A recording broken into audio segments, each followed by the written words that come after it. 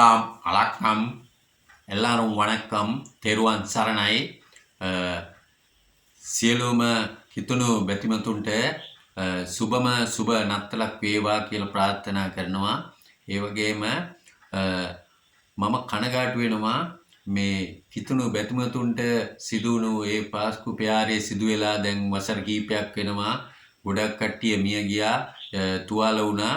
ඉතින් ගොඩක් කනගාටුවෙන් මම කතා කරන්නේ ගැන මතක් වෙනකොට. මොකද මේ ඔක්කොම අපේ ශ්‍රී ලාංකික ජනතාව, ඒ වගේම අපේ සහෝදරයෝ සිංහල, ඉස්ලාම්, තමිල් ඒ සියලුම ශ්‍රී ලාංකිකයෝ හැටියට තමයි මම දකින්නේ සහ ආශ්‍රය කරන්නේ.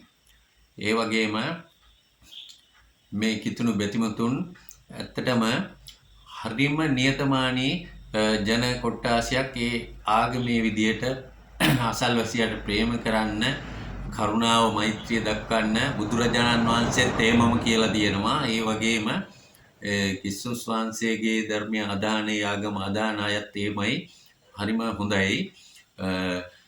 ඉතින් බොහොම කනගාටුයි. මොකද ඒ වගේ දේවල් කරන්නේ ත්‍රස්තවාදියෝ. මේ ඉස්ලාම් ජනතාව වුණාට නියම ඉස්ලාම් බැතිමතුන් කවදාවත් තවත් ආගමකට එරෙහි වෙලා බෝම්බ ගාලා මේවා කරන්නේ නැහැ, බයින්නේ නැහැ. ක්‍රිස්තියානි ජේසුස් වහන්සේ හොඳයි කියනකොට නියම ඉස්ලාම් භක්තිකෙක් කවදාවත් ඒකට බනින්නේ නැහැ. ඒ වගේම තමයි ඉස්ලාම් ආගම හොඳයි කියනකොට සිංහල බෞද්ධයෙක් නම් හරි කවදාවත් ඒකට එරෙහි වෙන්නේ නැහැ. ඒ වගේම තමයි අනිත් භක්තිකයොත් කවදාවත් එරෙහි වෙන්නේ නැහැ නියම භක්තිකයෝ.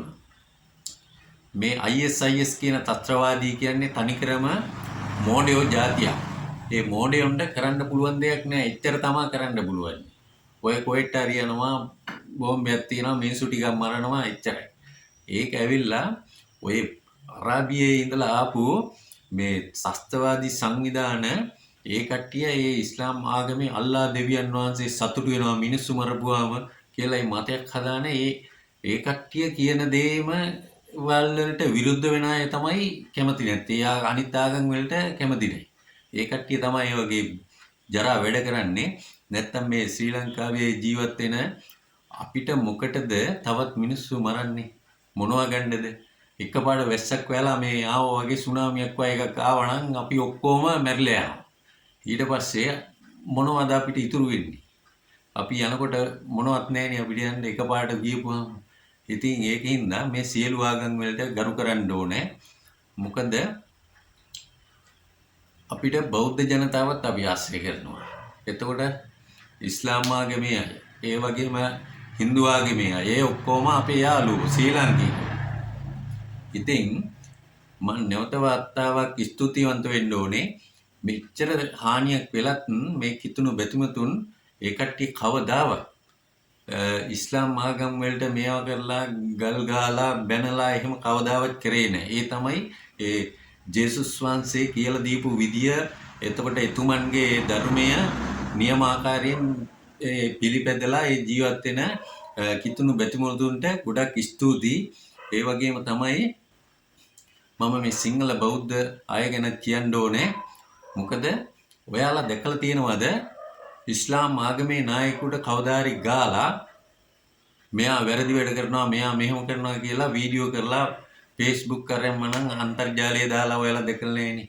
ඒ වගේම තමයි කිතුණු බැතිමතුන් කවදාවත් ඒ ආගමික නායකයොන්ට බැනලා මේවා කරලා ගහලා එහෙම දාලා නැහෙනේ. ඒවන්ට බලන්න සිංහල බෞද්ධ අය ස්වාමින් වහන්සේලා වැරදි කරනවා, මේවයි මේ ගමට පැනලා වුණා, මේ ගෙට පැනලා වුණා කියලා මේවා කරනවා. එහෙම කරන්න එපා. හේතුව තමයි එහෙම වුණාට පස්සේ අපේ ආගම් අනිත් ආගම් වලත් වැරදි කරන කට්ටිය ඕන තරම් ඉන්නවා.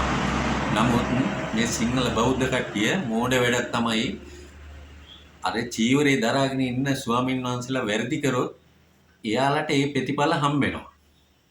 ආගම අනුව අපේ මිනිස්සු වරදක් කරොත් ඒ දෙවියන් වහන්සේ විසින් ඒ කට්ටියට ඒ ප්‍රතිඵල දෙනවා. ඒක නිසා ගාහන්න බයින්න මුකුත් කරන්න එපා. ඒකට එක්කෝ රටේ නීතියක් තියෙනවා, ඒක කරයි. ඔයාලා එහෙම කරොත් ඔයාලට තමයි පව් සිද්ධ වෙන්නේ. කින්දා එහෙම කරන්න එපා. අපි සියලු දෙනා මේ සියලු ආගම් වලට ගරු කරලා ශ්‍රී ලාංකිකයෝ හැටියට ජීවත් වෙමු. මම නැවත වතාවක් කියනවා කිතුණු බැතිමතුන්ට සුබම සුබ නත්තලක් වේවා කියලා. එහෙනම් තෙරුවන් සරණයි. අල්ලා දෙවි පීඨයි සියලු දෙනාටම thank you.